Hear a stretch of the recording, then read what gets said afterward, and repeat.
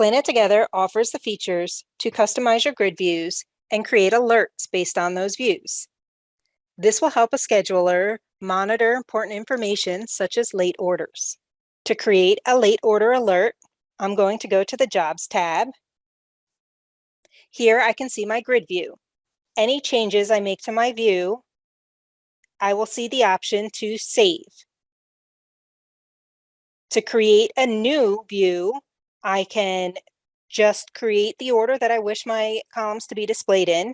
I can do that by dragging and dropping, or I can right-click and go to Settings. I'm going to look for my late column and add it into my view. To save this as a new view, I click on my grid layout icon, say yes, and name my new view. You can edit as needed. To create an alert with my view, I click on the picture of the bell and assign a priority.